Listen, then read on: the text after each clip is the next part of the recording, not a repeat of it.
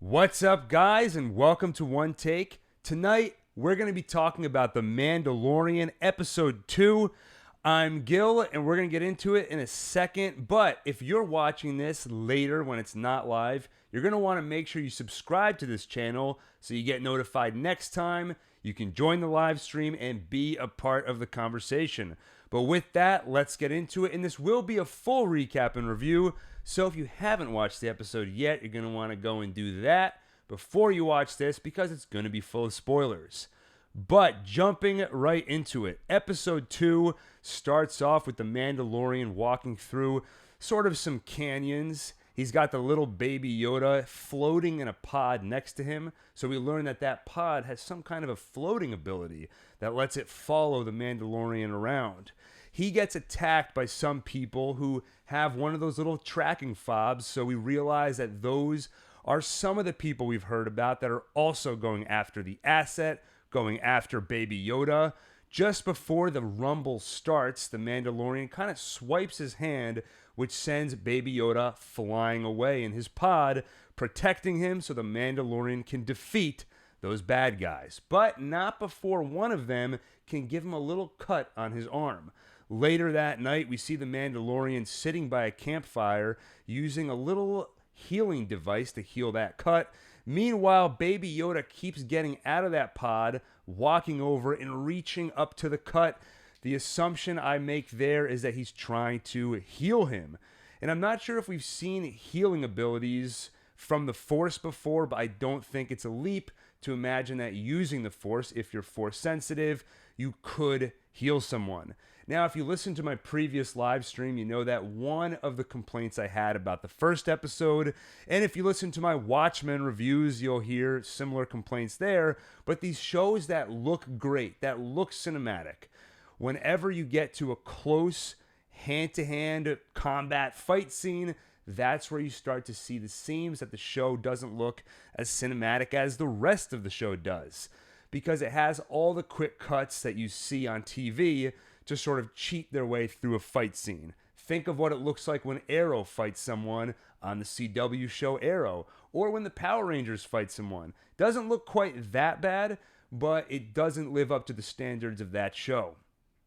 Anyway, Mandalorian heals himself, and the next day, Mandalorian's walking through the desert, and he finds that his ship is being stripped of parts by a bunch of little Jawas, who we met in the first Star Wars movie on Tatooine. These are basically scavengers who steal stuff and sell them. So the Mandalorian leaps into action, takes out his gun, and basically vaporizes a few of the Jawas. And that's one of the interesting things this show does. He does this in the first episode and this episode here. They're basically killing people left and right. Episode 1 opens with the Mandalorian literally slicing someone in half. It feels a little weird seeing that in a Star Wars movie or a Star Wars show, but it does fit the Western vibe that this show is clearly going for. So the Jawas put a bunch of the ship parts into their giant moving, almost looks like a giant moving building. And the Mandalorian jumps onto it, tries to climb up and get his parts back, but the Jawas keep reaching out of the building type thing and throwing garbage at the Mandalorian. My tech guy's is leaping into action right now to try and get this audio synced up properly. So the Jawas are throwing garbage at the Mandalorian, but he doesn't let that stop him. With the help of a grappling hook, he eventually gets to the top, but then all the Jawas take out these sort of electric shockers, all zap him out once, and that knocks him to the ground, and he hits the ground hard. Now, I mentioned before that Jawas are being killed left and right. No one really seems to care all that much, not even the Jawas. When I talked to my brother about this, he said that it sort of reminded him of ants or insects, because you can kill a million ants and even the ants don't really care. And that was actually a pretty interesting comparison, because if you read Star Wars canon and Star Wars mythology, within the Star Wars universe, there's actually speculation over what do those Jawas look like under those robes. And a lot of people think that they kind of look rodent-like. So they might be vermin. In which case, it's not that big of a deal, I guess, to kill a bunch of them. And by the way, we'll get to have some more Jawa fun facts that we'll save for later.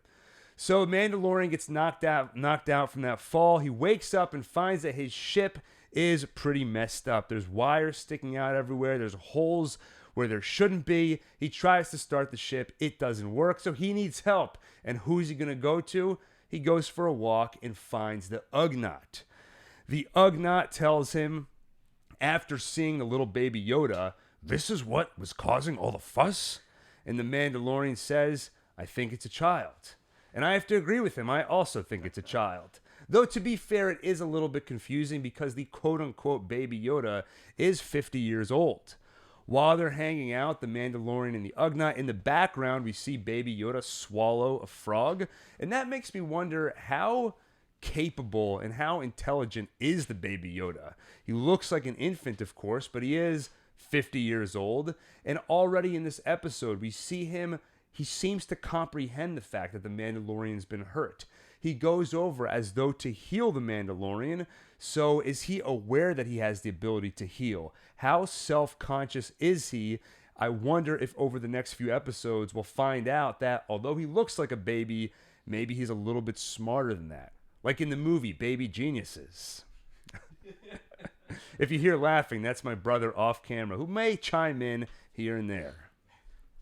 So the Mandalorian and the Ugnaught go on a little adventure. The Ugnaught explains that to get your parts back, if you want to put your ship back together, you need to go talk to the Jawas, and you can trade with them. That's what they do. They trade. So they get on their those little animal horse-like things that they were riding around in the blurgs. They get back on their blurgs. They approach the Jawas, and the Ugnaught tells the Mandalorian he's got to put his weapons away, and he says, I'm a Mandalorian. Weapons are part of my religion. And a second later, he agrees, fine, I'll put the weapons away. But he does have a couple of things up his sleeve, literally, as we'll see in a moment. So he's talking to the Jawas, and the Jawas, they want some of that Beskar armor. Of course, he can't give that to him. It's very important. Then they want the Yoda pod. He can't give them the Yoda pod.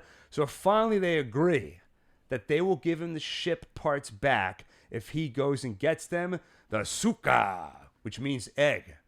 So he agrees to it. And here's where I give you another Jawa fun fact. Do you know what language the Jawas speak? Typically, they speak Jawa'ese. But that is a language that pretty much no one else can understand because it basically sounds like a bunch of jabbering, but it also uses pheromones or smells. So the Jawas communicate through smell. But how do they trade? They use the Jawa trade language, a simplified, non-smell version of their language. And that's what they're speaking in this scene. So the Mandalorian agrees to go get that egg. So the Ugnaught and the Jawas take him to a cave. He gets out. He goes into the cave to retrieve the egg, leaves the baby Yoda outside out of harm's way. While he's in that cave, they do one of those tricks where you think you're looking at the ground, but you're not looking at the ground because an eye opens and it turns out it's a giant monster, which throws the Mandalorian out of the cave. And then we get into another fight scene, and once again we see the awesome trick where the Mandalorian swipes his hand and the baby Yoda flies out of harm's way. Now, one question I had here is how is the Mandalorian controlling that little Yoda pod? I mean, he found the pod in episode 1. Did it come with a controller and a set of instructions of how to control that thing? Every time he goes to control it, he hits a little button on his wrist. So one possible theory is he had a flotation device of some kind. He stuck it to the side of the pod, and that's the thing he's controlling. That's actually a theory that my brother came up with, who's just off screen. Hey there. There you go. That's proof that he exists, and he had that theory. So he tries to fight back against this giant monster. He uses some of those tricks up his sleeve that I mentioned earlier. He uses his flamethrower. He uses his grappling hook. None of it helps. He's getting beat down. He's going to lose until at the last second he's saved by the baby Yoda raising his hand. And as most of us probably guessed, this baby Yoda takes after his namesake, Yoda, he's force sensitive. He's able to use his power to raise the monster a few feet off the ground, so the monster's struggling there. Then he drops the monster to the ground, and while the monster is distracted, the Mandalorian takes out a knife, stabs the monster, and essentially kills it. Now, a couple of things to say about this scene. Number one, I think we all expected that Baby Yoda was going to have some Force abilities. They even hinted at it earlier in this episode. So, although it was presented as a twist and didn't really feel a whole lot like a twist, it was still cool to see. I really have no complaints about Baby Yoda. He's probably one of the brightest spots of this show. I love Baby Yoda. Everyone loves Baby Yoda. A couple things I didn't like about this scene. Number one, when the Mandalorian gets smacked down by this monster, there's kind of this weird slow motion effect that I think communicates to us as viewers that the Mandalorian is getting woozy and is not doing that great. It felt kind of cheap and over the top to me, and I think it comes from the show being afraid of the fact that the Mandalorian's face is always covered. So it's difficult for the actor to portray pain, to portray struggle. So the show uses the score, it uses other visual language to show us that the Mandalorian is struggling. Oftentimes that works. This is one example where for me, maybe it went over the line a little bit. In the same vein, the Mandalorian's really struggling here. He even gets to a point just before Baby Yoda saves him where it seems like he's essentially given up. He gets all woozy. He takes out his knife and he's holding it. It looks like he's about to pass out. And it essentially looks like he's ready to give up his life. It's all over. And it just felt not super believable to me because this character's been so badass for the last couple of episodes. And again, I think that just comes from the fact that his face is always covered. If we saw him bleeding, if we saw him struggling, maybe it wouldn't have looked so off to me. But overall, those are minor complaints in a show that I'm otherwise loving. So he goes into the cave after defeating the monster, grabs the egg, which is a big brown egg, and brings it back to the Jawas. One of them grabs it, takes out a knife, slices it open. It's full of yellow goo, and all the Jawas swarm on it and start eating it and yelling, "Suka!" some more. So I guess this yellow, it's kind of like an egg yolk, and I guess it must be pretty delicious for the Jawas. So on the way back, the Mandalorian and the Ugnaught are talking. And I love the relationship between these two. The Mandalorian says to the Ugnaught, "I'm surprised you waited." And the Ugnaught says, "I'm surprised you took so long." So you can see that's their way of bonding. I have a feeling the Mandalorian doesn't trust people easily. Just like he says here, "I'm surprised you waited." He thinks that the Ugnaught's going to abandon him like that. He probably hasn't had a lot of friends in his life. And now he finally has a friend. But as we'll see later in the episode, it unfortunately doesn't last that long. They also have a quick discussion about Baby Yoda. Ever since he used his Force ability to raise that monster, he's been passed out, asleep. He drained himself. So the Ugnaught asks, "Is it still sleeping?" Mandalorian says, "Yes." The Ugnaught asks, "Was it injured?" The Mandalorian says, "I don't think so. Not physically." And then the Ugnaught says, "Explain it to me again. I still don't understand what happened." And the Mandalorian says, "Neither do I." Now, Alun, my tech guy off camera, you weren't a big fan of this scene, right? No, it was just awkward delivery. Yeah, so I agreed with him at first that it was a little bit awkward, and it's kind of like, what do you need to have explained to you? You raised the monster, and then Mandalorian killed the monster. Also, he said, "Explain it to me again." It's like, it's a crazy occurrence that happened, right, but it's easy to understand. You don't need to explain twice. Imagine this, though. If I saw a baby, if I came home and I was like, "Alun, I saw a baby today go like this and raise an elephant off the ground with his mind," wouldn't you be like, whoa, hold on, explain it to me again?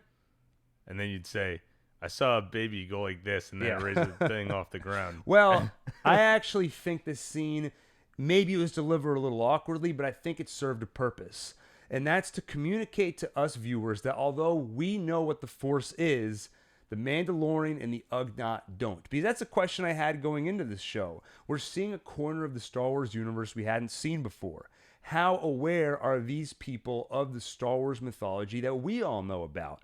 And this scene very quickly establishes the Force is not something we really know about, and probably they're not in the loop on not on a lot of other goings on of the Jedi world.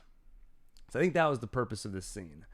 So we get back to the ship. The Mandalorian's got his parts back. We get a quick montage of repairing the ship. Then the ship is fixed. The Mandalorian thanks the Ugnaught, offers him half of the reward for bringing the Baby Yoda back to Werner Herzog. And when he offers that reward to the Ugnaught says, "You are my guest, therefore I am in your service." The Mandalorian also says to the Ugnaught, he offers, "You would be really helpful in my crew," and he wants him to come with him. And the Ugnaught says, "I have worked a life to be free of servitude." So I think that was code for the Mandalorian asking the Ugnaught if he will be his friend. And unfortunately, the Ugnaught's got a home. He's retired and he wants to stay behind. But just like IG-11, this is another character who I hope and I expect that we'll see again at some point. Ugnaught wishes the Mandalorian luck. "May it survive and bring you a handsome reward," in reference to Baby Yoda. And then he closes out by saying, "I have spoken," a line that I'm a huge fan of and love that recurring thing that he says. As the Mandalorian flies through space, he shakes the Baby Yoda pod to wake him up, and he wakes up. And then that's the end of the episode. So I have to say, I was kind of surprised by the length of this episode. It was only about a half hour long. The first episode was about 40 minutes. And from what I've heard, they tend to stick to about 30 minutes in length for the rest of the season. I think part of the reason they're doing that is because unlike most TV shows where you can cut from one story to another, one character to another, this show has really stuck with the Mandalorian the entire time. He's been in every scene. Every scene's been shot from his perspective, really. And so I think it's just easier and more natural to keep it to a short length. I'll also say I was kind of surprised. If you look online, most people seem to have preferred episode 2 to episode 1. I actually fall in the opposite camp. I loved both episodes, but to me, episode 1, there was just more going on. It felt like we were seeing more of the primary arc of this series. Episode 2 felt a little more episodic, like this was a side quest. The episode pretty much finishes where we left off in the first episode. He got Baby Yoda, now he needs to bring him back to Werner Herzog. But before he does that, he needs to go on a side quest to go find an egg. So, enjoyable episode, but I'm already pretty invested in the main arc here. I want to know more about Baby Yoda. I want to know more about Werner Herzog's motivations. Is he aligned with remnants of the Empire? Does he have some evil purpose behind wanting the Baby Yoda? Those are all the questions I want to get answered. We got a little bit of that this episode when we see Baby Yoda using his Force abilities, but I want to see more of that, as fun as it is to see Jawas. Anyway, so that's actually one thing I'm wondering about this show. Like I said, this felt kind of like a side quest. Is this show going to be heavily serialized? Is it going to be kind of more episodic, or is it going to be something in between? So far, it seems like something in between. I'm also wondering who is going to be the primary villain of this series. I believe that the Werner Herzog character, the one who sent the Mandalorian on this mission, will be the main villain. We don't know for sure that he has nefarious purposes behind all this, but we do know he was surrounded by stormtroopers, and we do know he was okay with killing Baby Yoda. And anybody who would even suggest the possibility of harming Baby Yoda, you don't have to say anything else. You're evil in my book. Even Darth Vader wouldn't do that. That's probably not true. Anyway, so I'm loving this show. I can't wait to see where it goes next. So thank you for watching. And if you enjoyed this video, make sure to hit the like button, subscribe to this channel, and hit the little bell icon to make sure you get notifications whenever we do more videos like this one and whenever we go live, so you can join the live stream, be a part of the conversation. Oh, and by the way, you'll want to take a look at the description of this video because we're also starting a one-take podcast. where you'll hear longer form discussions. You'll hear other people besides myself. And our first episode is an even more detailed breakdown and analysis of the first 2 episodes of The Mandalorian. We'll be keeping up with The Mandalorian in podcast form and in video form. So subscribe to this channel, subscribe to the podcast, and thank you for watching.